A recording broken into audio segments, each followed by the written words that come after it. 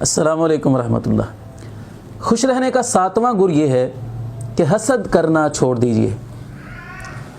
حسد کیا ہوتا ہے؟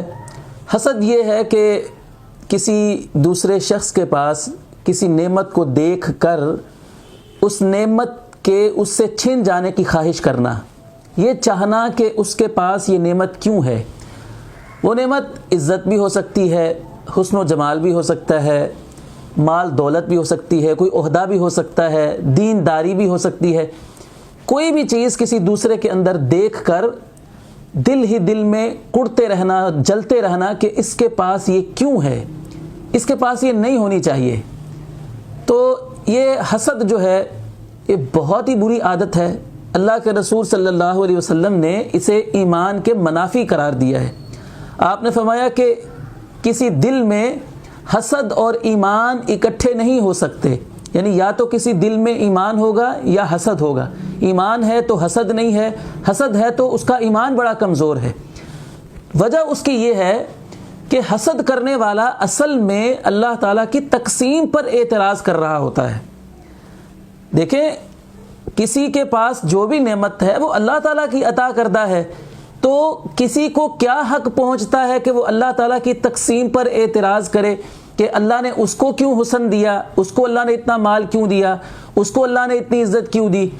تو اس کا علاج یہ ہے کہ بجائے اس کے کہ ایک انسان دوسرے لوگوں پر حسد کرے، علاج یہ ہے کہ انسان اپنے پاس جو اس کے صلاحیتیں موجود ہیں ان کو استعمال میں لا کر خود آگے بڑھنے کی کوشش کرے، اور دوسروں سے جل کر اسے نقصان ہی ہونے والا ہے، فائدہ کوئی ہونے والا نہیں ہے۔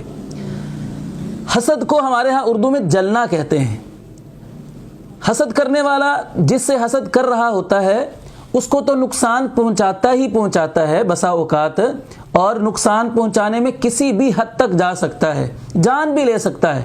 دنیا میں جو سب سے پہلا قتل ہوا تھا آدم علیہ السلام کے بیٹوں میں، جن کا نام قابیل اور حابیل بتایا جاتا ہے، قابیل نے جو حابیل کو قتل کیا تھا تو وہ حسد کی وجہ سے کیا تھا، اور یوسف علیہ السلام کے بھائیوں نے یوسف علیہ السلام کو مارنے کے لیے جو انہیں کنویں میں پھینکا تھا تو اس کے پیچھے بھی حسد ہی تھا۔ تو حسد کرنے والا کسی حد تک بھی جا سکتا ہے، تو اس کو تو وہ نقصان پہنچائے گا یا نہ بھی پہنچائے، لیکن کم از کم اپنے آپ کو حسد کرنے والا ضرور نقصان پہنچا رہا ہوتا ہے۔ کہتے ہیں کہ حسد کرنے والا اپنی ذات کا سب سے بڑا دشمن ہوتا ہے، کہ وہ دل ہی دل میں کڑ کڑ کر جل جل کر اپنی زندگی کا، اپنی خوشیوں کا خود ہی دشمن بنا ہوا ہوتا ہے۔ تو اس لیے ہمیں کسی سے حسد کرنے کی کوئی ضرورت نہیں ہے۔ حسد کرنے سے ہمیں کچھ بھی حاصل ہونے والا نہیں ہے، بلکہ ہم اپنی خوشیوں کو گنوا بیٹھتے ہیں کسی سے حسد کرنے کی وجہ سے۔ حسد کرنے والا دل ہی دل میں کڑتا ہے، جلتا ہے، سڑتا رہتا ہے، اور اپنی طبیعت خراب کر لیتا ہے، نفسیاتی مریض بن جاتا ہے، دوسروں کے بارے میں سوچ سوچ کر، اور ڈپریشن کا مریض بن جاتا ہے۔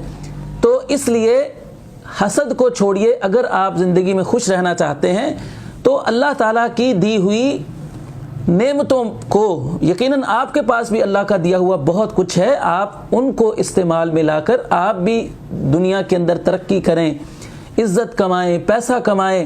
لیکن حسد آپ کی آخرت بھی تباہ کر دیتا ہے اور زندگی کی خوشیاں بھی چھین لیتا ہے۔